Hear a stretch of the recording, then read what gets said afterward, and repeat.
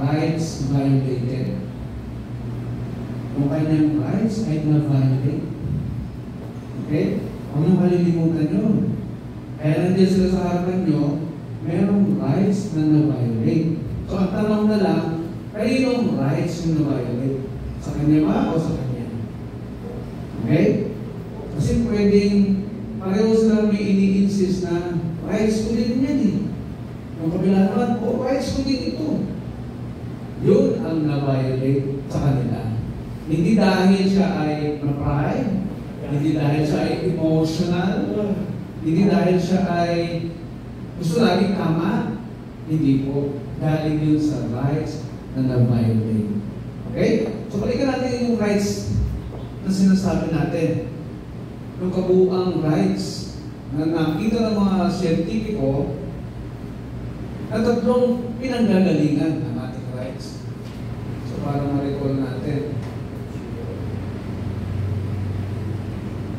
Alala dito, classes of rights. Makikita niyo itong rights na ito daw sa mga bansang demokratiko gaya ng Pilipinas. Okay? Gaya ng Taiwan.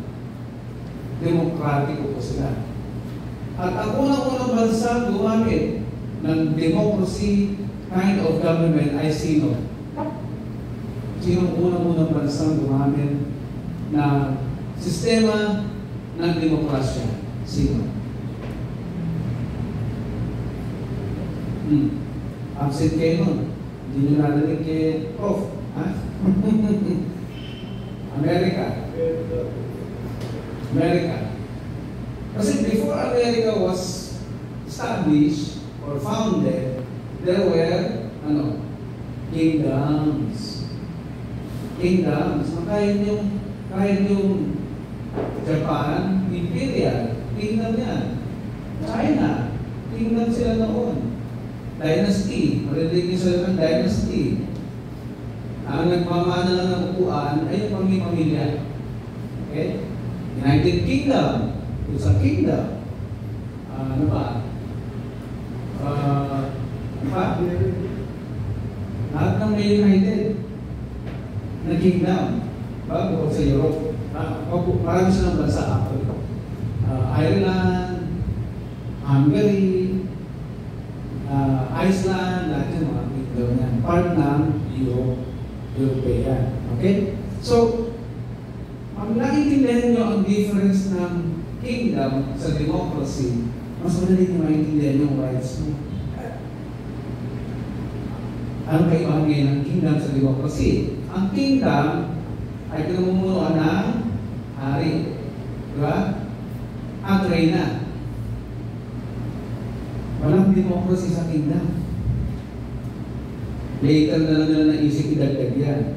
Kaya sa kingdom government, walang eleksyon. Dahil ang hari ay galing sa dugo. Hindi binuboto o pinipili na mamamayan. Intindihan po. At wala tayong karapatan hindi sumunod sa batas. Wala tayong karapatan na magreklamo. Di ba narinig niyo ang utos ng hari ay hindi nababalik? Yung citizens ng bawat kingdom hindi entitled para pumontra o sabihin ng kanyang opinion. Walang ganun sa kingdom government.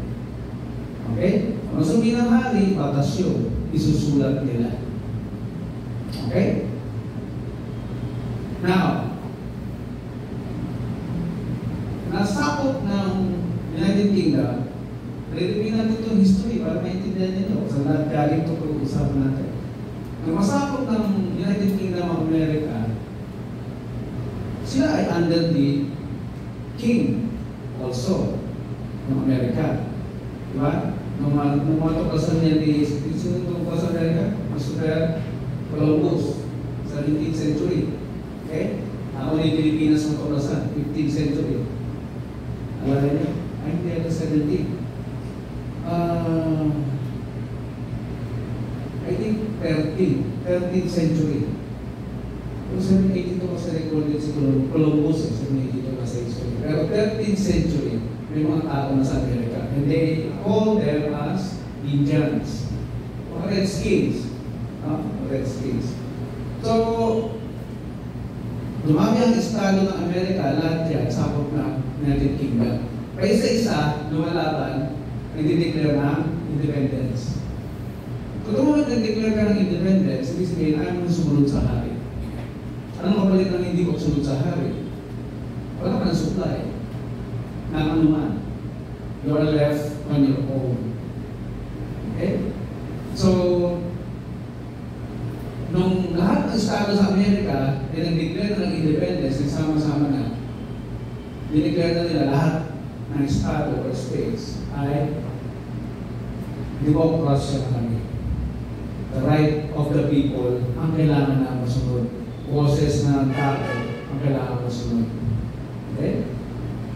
Kaya sa tuwing mag-meeting sila, merong presiding officer. Presiding, namumuna sa harapan para magsalita. At doon nagsimula ang salitang president. Sa salitang presiding. Okay? At doon, unang gamitin ang sistema ng gobyerno na tinatawag natin ngayong demokrasya.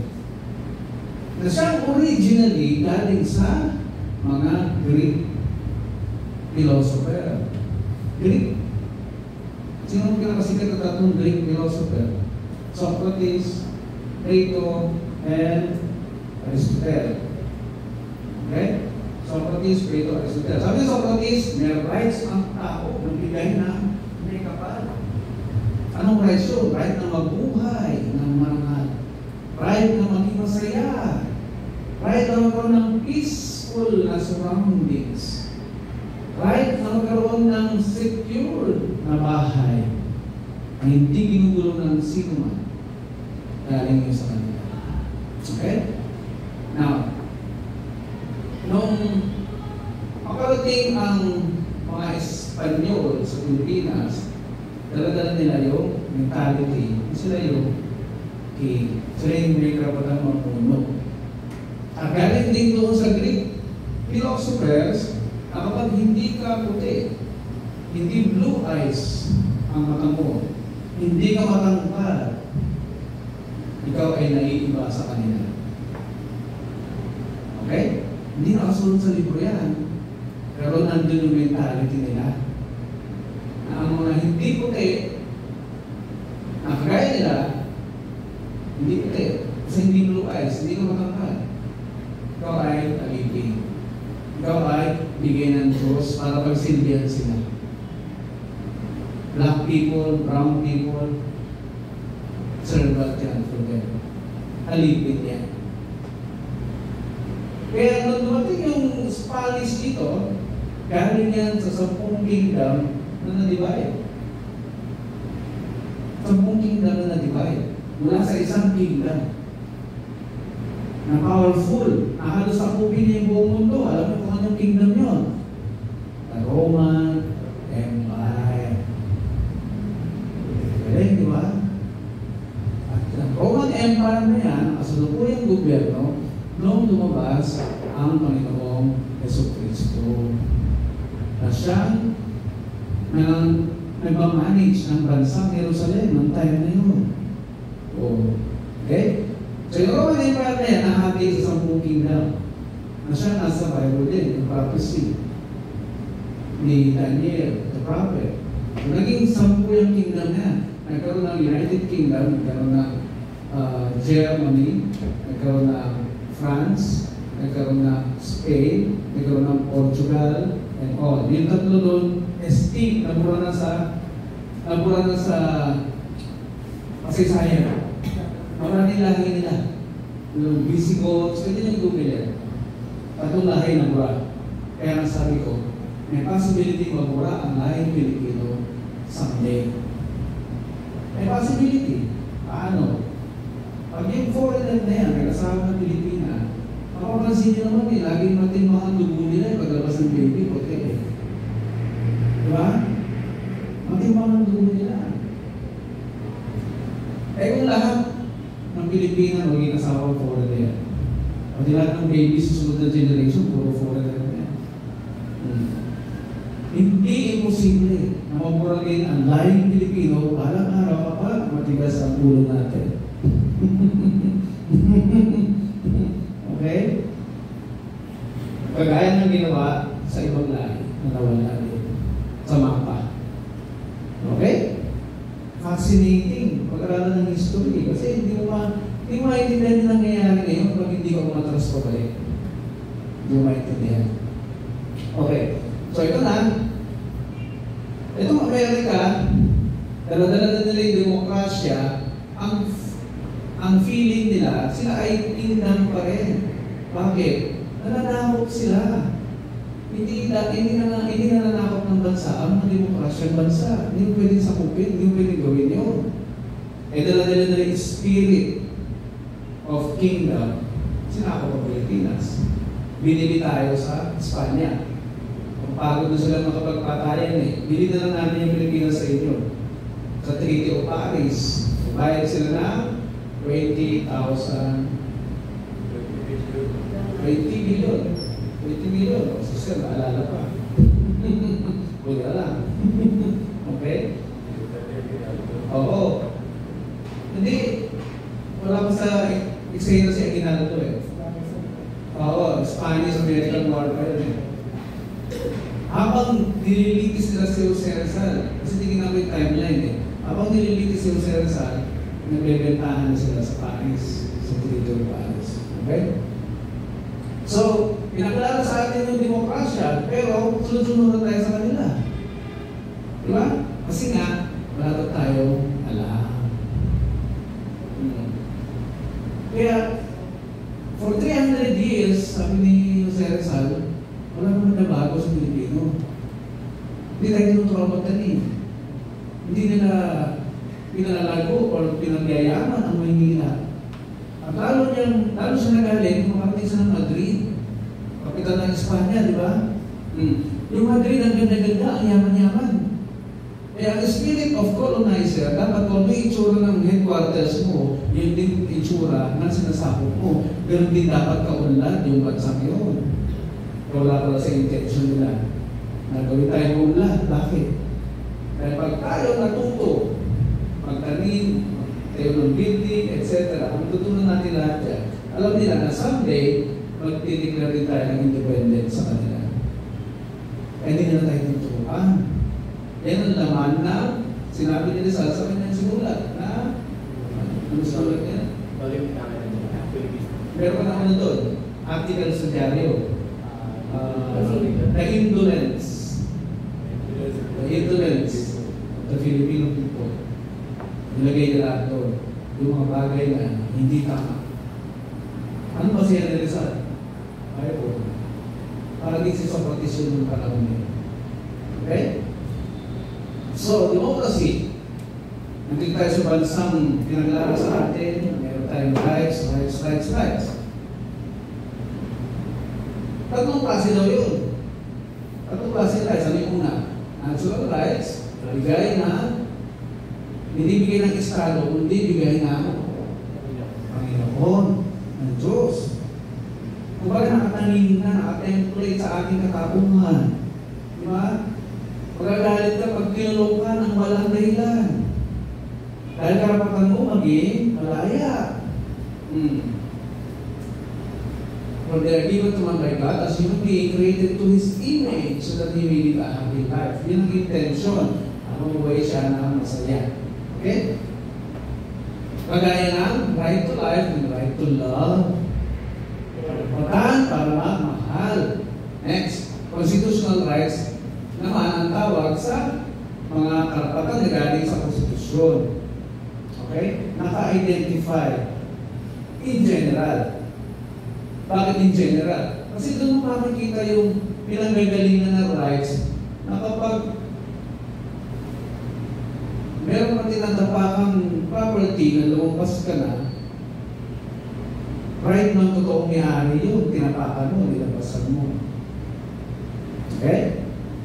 So, mararamdaman niya, hindi ka muna, lapas ka sa boundary mo nababiolate mo na yung aking rights. Okay? What else? Since they are part of the fundamental law, They cannot be modified or taken away by the law-making body. Sa kanya nagsimula lahat, kaya hindi pwede baguhin basta-basta. Eh, yung 1987 Constitution natin, nabuo yan habang wala pa tayong kongreso. No? May Constitutional Convention, di ba? One year after na mag-take over si Cory sa gobyerno, wala pang kongreso, everything, kasi inabulis natin ni Marcos yun eh. So, walang komposisyon, walang mga taong bubuo. So, it took them, I think, mga 1 or 2 years. Una mo na ginawa nila freedom constitution. Freedom, para may order sa society. Temporary law, para walang gumawa ng kalokohan. Meron pa rin basis kapag ikaw ay hinuli. Diba? May binayolate ka, freedom constitution tayo. May basis pa rin, makakulong ka. Okay, what else? Hindi siya basta pwedeng baguhin nang hindi ini-initiate ng majority. Okay? Kaya lagi nila pinagbubutohan yan kung kailan babaguhin ang konstitusyon. Hindi makalusot-lusot. No? Cha-cha, cha-cha-change, whatever. Yung tawag din ang gawa nila. Yun ang constitutional rights. Pangatlo, statutory rights naman, rights na provided by law, promulgated by law. Matapos gawin ng konstitusyon, may mga Republic Acts silang gagawin. So doon, i-identify in detail kung ano yung rights mo galing doon, i-detalye lang nila. Okay? Galing sa konstitusyon. Okay, isa-isayin nga natin ulit. Review. Makabisado nyo lang itong Bill of Rights na to. Magkikaharap kayo mga nagre-reklamo, magiging confident kayo lalo sa sarili. Alam mo rin problema mo. Di ba? Mabilis mong maintindihan. Bakit hindi sila nagkakaintindihan? Kasi pag nasa harapan mo, hindi sila nagkakaintindihan, tapos ikaw na nasa gitna, hindi mo sila maintindihan, doon pala may problema na. Diba?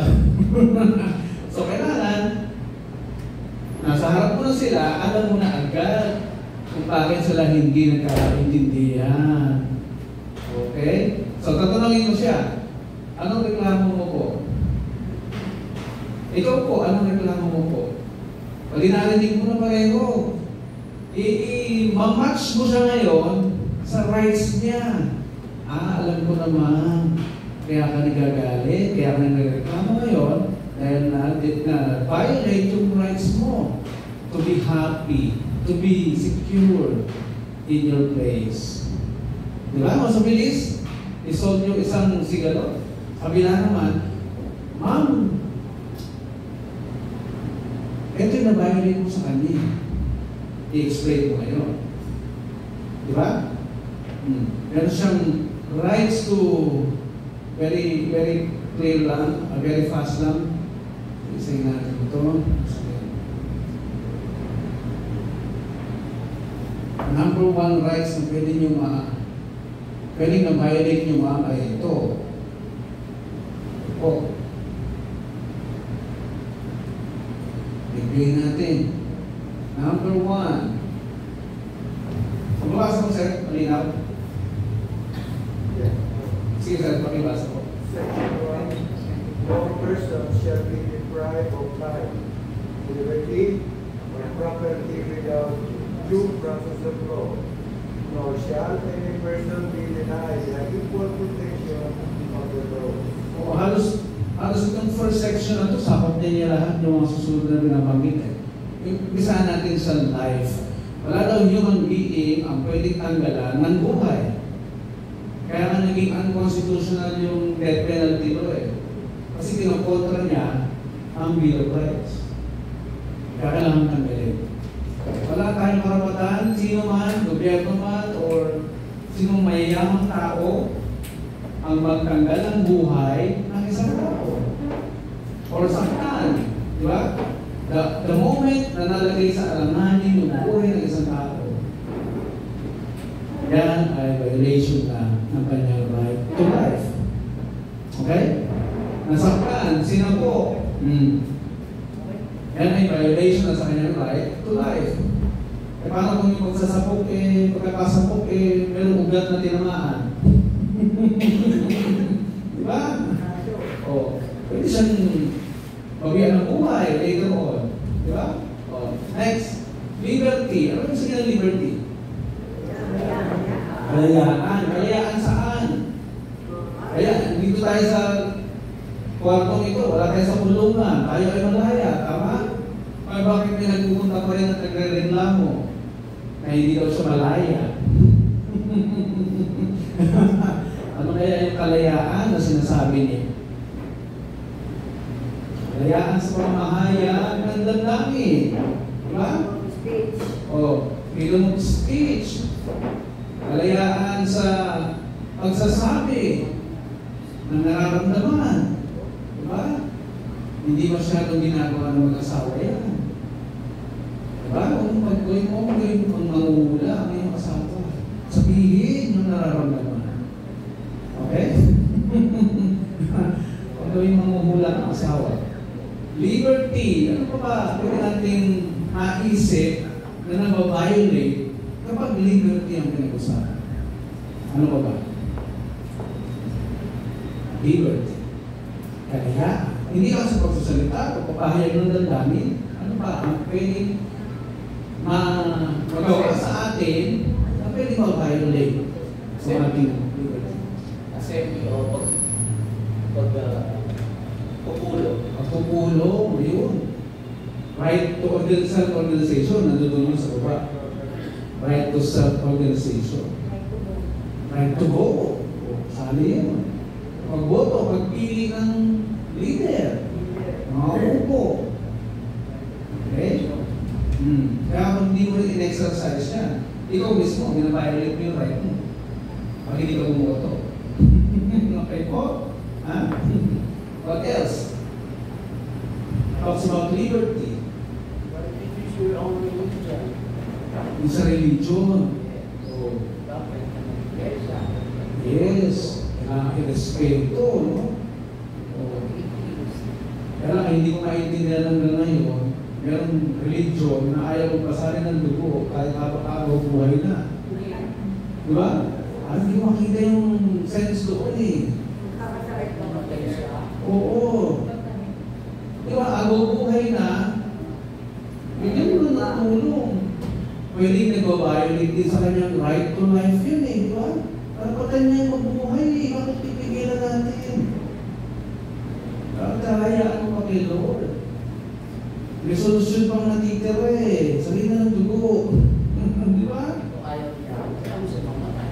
Oo, pag ayaw niya. Pag gusto na niya mamaalam, pagod na siya. O, sige, pirma ka muna. Natapapayag ka. Kasi ginagawa ka ng hospital yun eh. Di ba? Oo. Kasi pag medical na, hindi na mai-interview, hindi na mai-investigahan. Pero wala may weakness, family member, simple na. Okay? O, okay tayo sa liberty, naiintindihan niyo na, pati yung life, ha? Intindihan niyo na, ha? Kasi ito mo gagaling, yung post na kanilang hindi magkakaunawaan. Okay? Hindi nag-uusap, yan na-violate din. Okay? Property. Pag-aari. So, hindi lang ito limited sa lupa. It can be also movable. Movable things, items na pag-aari natin. Okay? At siguro maraming reklamo umakit dahil din sa mga ari-arian. Diba? Sinishare yung lupa. Oo. Sa sobrang hindi pagsishare, pati bangke ka, sinasakop na. No? O, kasama sa duty natin yung para paalala sa kanya. Ma'am, lumalakas na kayo kasi yung bangketa na yan ay para sa tao. Wala na akong nakikita, naglalakad sa bangketa. Kasi may friend ako, sinula na nagbabayad ng taxes, kaya kanya na natin ito. Hindi mo pwede gano'n. Pati public road, pinasakop na. Hindi, yung magkakapatid sila. And then, tapos siya lang daw nagbabayad ng taxes. Kaya siya mo Siya yung right. Ayon sa kanya. Yun nga. Ayon sa kanya. Yes. Mga kapatid. Oo, kung wala pa sa pangalan niya, hindi pa niya solo. Kailangan din, may pinangahawakan sa papel na siya lang exclusive na owner, di ba? Na siya lang yung pinamanahan. Na kahit may hawak siyang will, pwede pa rin i-protesta. Kaya wala na. A brother or sister kahit na Yes. di ba? Yes. Yes. Because that's your right. Oo, pwede nila sabihin, nung ginawa ng magulang natin yan, wala kami doon sa tabi niya. Correct. Wala sa sarili pag-iisip. Oo, sa sarili So, pag-iisip. that's not final, no? Yes. Hindi yung 100% na proof of ownership niya. Dahil may iba pang natapakan ang karapatan, natanggalan ng karapatan. So, meron pa ako ng question. Halimbawa, ay yung tayo mong kapatid. So, namatay ako. Ngayon wala kang asawa, wala kang anak. May karapatan yung mga kapatid sa share ko. May iniwan kang property, kapatid tayo. Opo. Pero inangkin mo. Pinangkin ko. So, Next of kin, no? Meron laging next of kin. Meron malapit na either anak mo, kapatid mo, pamangkin sa second na yun. Mismo inangkin yung kapatid. Wala daw karapatan yung mga anak. Kasi wala siyang anak, walang asawa di ba? May karapatan doon mga kapatid, di ba? Yes, kapatid. Sila yung next of kin. Oo. Pag wala na yung magulang, ha? Kung ang property galing sa magulang, wala na pareho, pumunta na sa akin dalawa, pumunta na sa akin. Nakakalap eh. Okay? Lagi secondary lang ang mga kapatid. Ang primary lagi, yung pababa. Yes, anak. Oo, anak, ako, etc. Okay? So huwag kayo titingin ng para diretso, tingin mo na kayo baba. Okay? Mas madali sukatin. Sino ang mas may karapatan? Okay po? Thank you. Thank you. Welcome, ma'am. Without due process of law, kasama din yung sa karapatan natin, di ba? Karapatan na mabuhay, karapatan na maging malaya, karapatan na mag-ari, mag-enjoy ng ari-arian, at hindi pwedeng kunin basta-basta without due process of law. Ano ba yung due process of law? Ano yung final decision? Binibigyan din natin siya ng karapatan, marinig yung kanyang side. Due process ang tawag doon. Ay, hindi tayo pwede maging judgmental. Bawal maging judgmental. Oo, mga Kristiyano, sakit nila yan. Ha? Bawal ang ginawa mo. Pusugin ka ni Lord. Eh, sabi na ni Jesus mismo, wag mag-judge. Diba? Para hindi ka rin i-judge. O mag-judge, lalo na kapag hindi ka judge. Diba? Dahil ang mga judge na ito ay dumaan din sa proseso para sila ay maging judge. Granted by the law. Diba? So ano ba yung due process? Minsan, lumapit sa akin, humingi ng tulong. May bahay sa Cavite, yung isang babae. Papoor. Nag-usap sila ng kapatid na tirahan mo yung bahay ko. Para sa babae. Tirahan mo yung bahay ko, pero ikaw na magtuloy ng bayad. May balance ko eh. Parang mas yung balance. So, tinabi niya yung magbabayad. Nakalagay sa kontrata nila mga kapatid, na kapag hindi ka nakabulog, nagputol ang pagbubulog mo, babalik ulit sa akin yung bahay niya. Ako na ulit ang may-ari. So, nandun sa kontrata. Okay? So, ako din, ang paniniwala ko noon na, hindi ko pa naintindihan ito, may karapatan yung babaeng ito na bawiin ko yung bahay niya kasi nagputol sa pagbubulog yung kapatid niya. So, ang ginawa niya, pinadlock niya yung bahay. Pinadlock. Nung umuwi sa Pangasinan, yung kanyang kapatid, tinahimingan na walang tao sa bahay. Pinadlock. Mali ito, nagdumating. Nakita, kapandating bahay niya. Kapatid niya na, nagkaso. File ang kaso sa korte. Sabi nung kliyente ko, nakalagay mo sa kontrata namin malinaw. Yun ang dapat masunod. O, sabi ng judge, walang due process. Bakit ganun, Judge? Nag-usap na kami, nagkontratahan na kami, and then ay may epekto ng batas between the two of us, at hindi pwede sirain or yung Estado, hindi wala karapatan na sirain yung aming kasunduan kasi wala naman kami nilalabag na batas or morals or customs or public policy. Hindi, sabi ng korte, siya ay entitled pa rin sa due process. Unfair naman yan, Judge. Wala kang magagawa, nakalagay sa due process. Kita nyo, at na anong rights ang sabihin mo, at nagkasunod mo kayo, umayag siya, hindi mo pwedeng bawiin basta-basta yung pag-aari na walang due process. Hindi mo siya pwedeng kunin ng persahan. Paano yung nagbabayad ng taxi? Kahit pa na bumayad ng taxi. Di ba? Bago mo agawin, Pero medyo kung process. ako tanong, di ba yung mga squatter, nag-squat sila? Ngayon, pagka ayaw nila umalis, mabayaran, nasa lo ba yun na dapat kang magbayad? Ayaw yes. Pero lean law. Lean law. May law na ngayon na babayaran ng parang Legal law. Pwede sila mag-stay doon para magbayaran. In number of years daw. Iba naman yung tenancy agreement siguro sinasabi mo, 30 years. Ito is squatter ko. Na develop, ito is squatter. Wala namang sinabi na kailangan 5 years to job pag bayaran. Wala naman gano'n.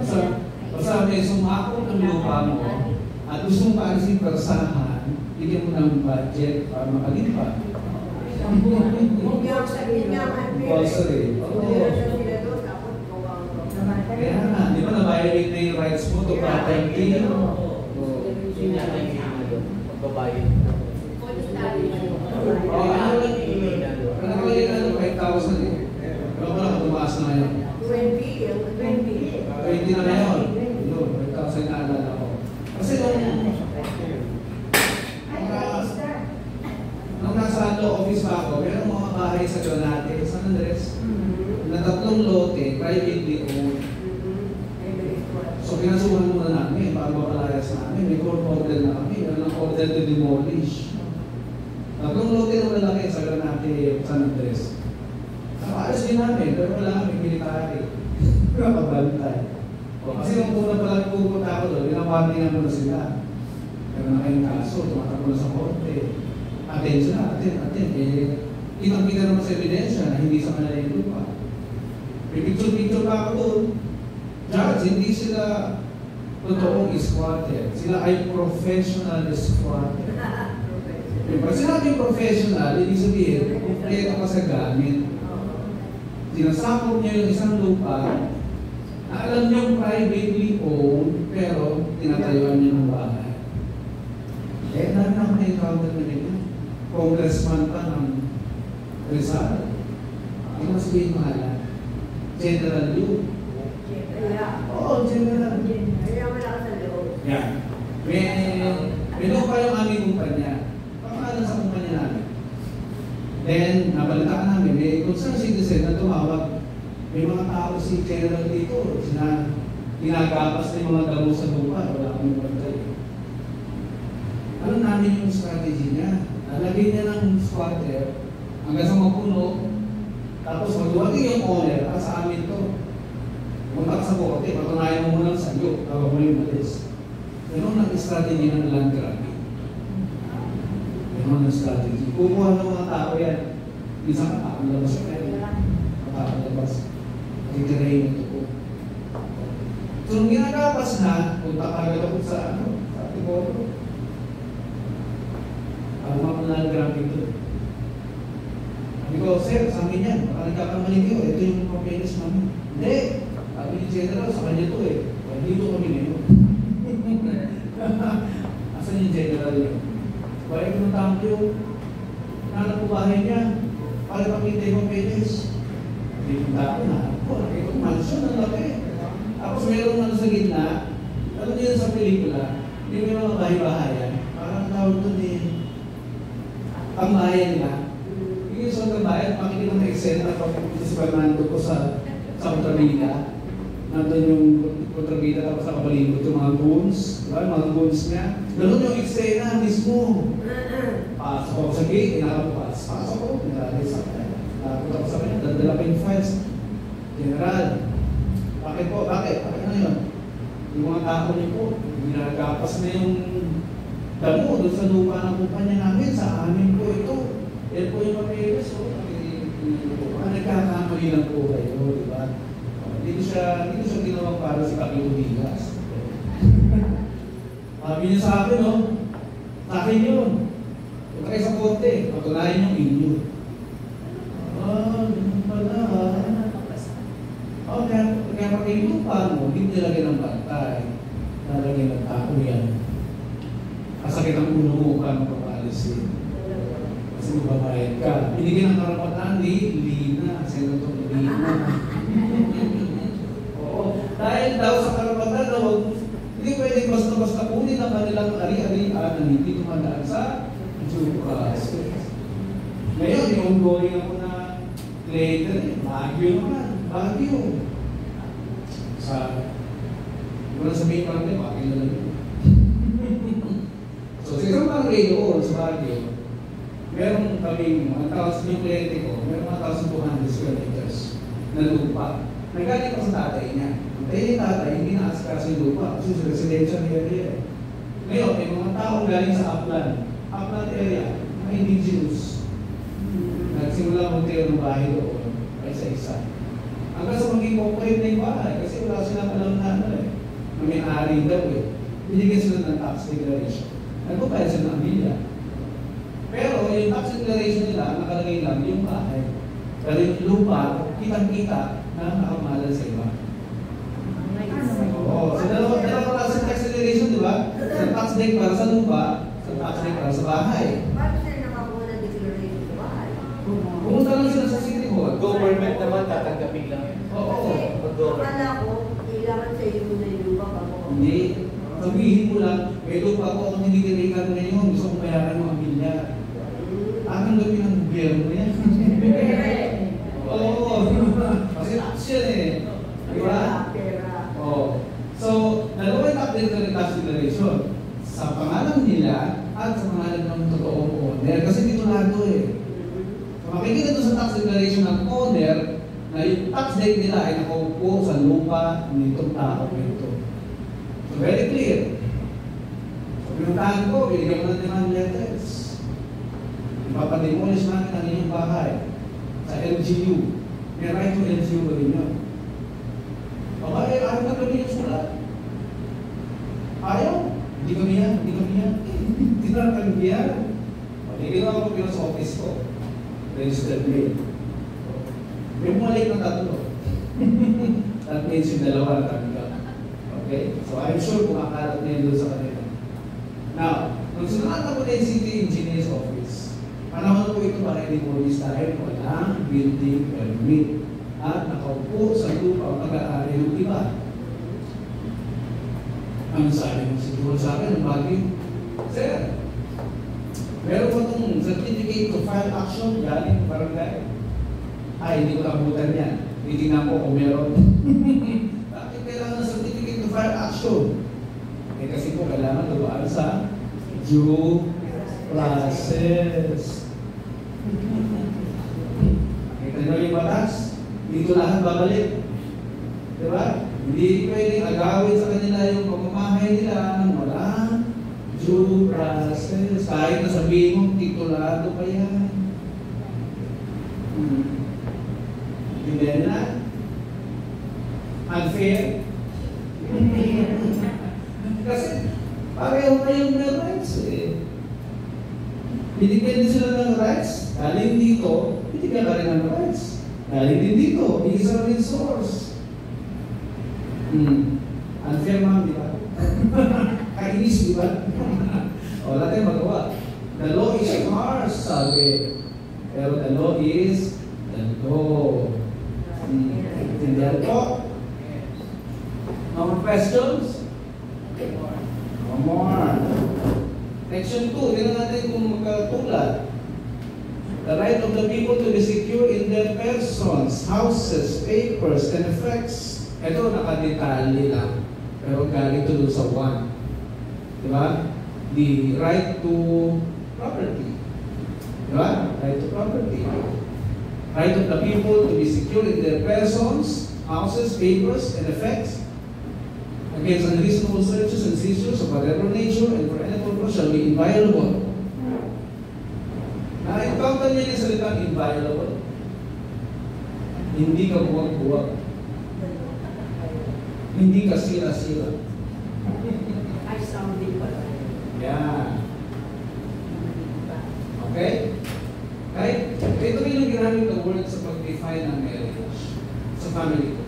Inviolable institution. Hindi ka buwag-buwag. Hindi naman. Okay? Kahit na masalente, hindi naman sa people justice. Okay? And no such warrant or warrant of arrest shall be issued except upon probable cause to be determined personally by the judge.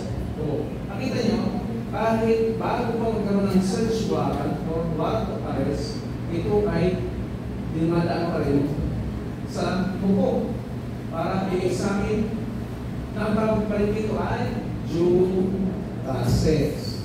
Okay? Except upon probable cause to be determined personally by the judge after examination under oath. Under oath nino, nung testigo, nung mumay na, nang lumapit sa korte. Okay? Usong pa ka, tamang sinasabi mo rito. Ang mga taong yan ay kailangan puntahan sa loob ng kanilang bahay at may balitang gumagawa sila ng shabu sa tahanan niya. At mayroon ba? Okay? Search warrant.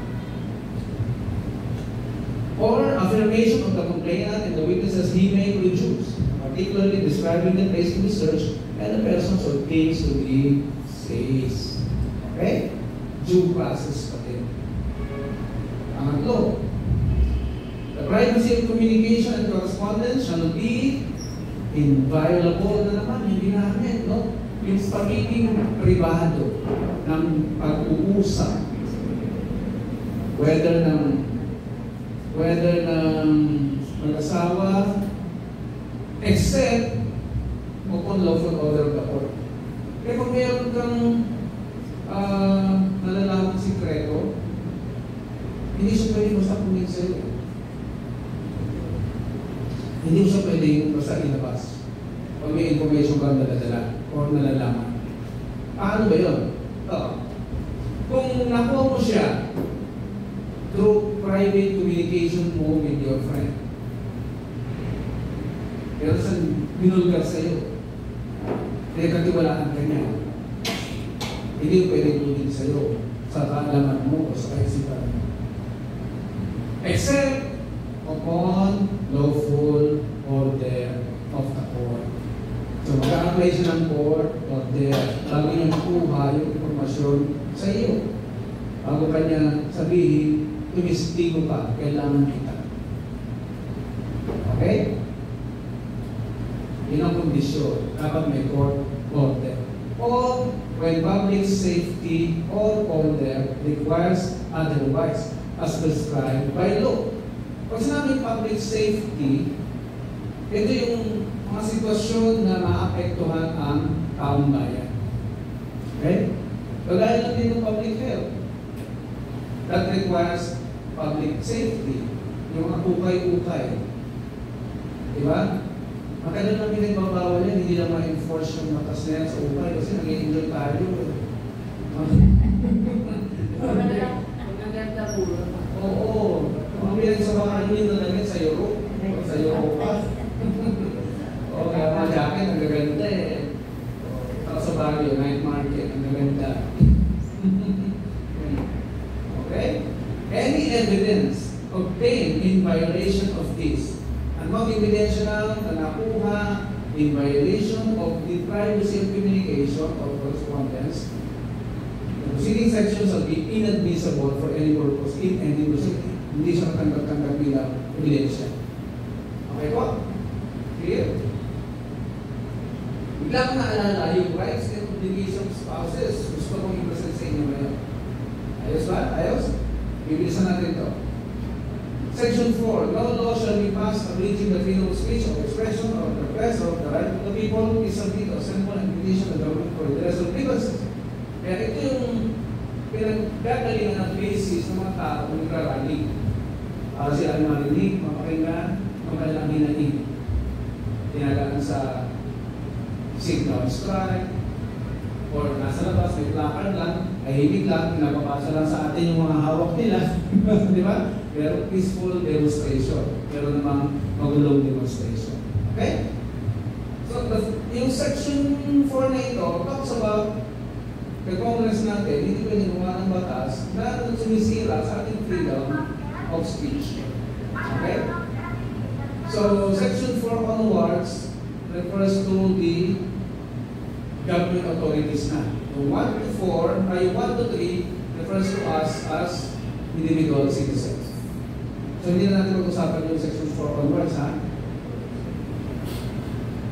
Okay? Kasi tungkol ito sa religion, itong section 6, tungkol sa liberty of all, yung ating mga right to travel din, okay?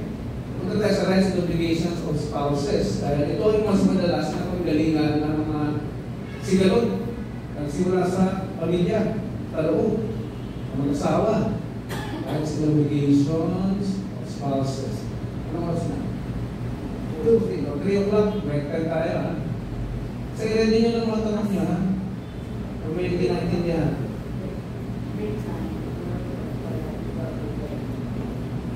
Yung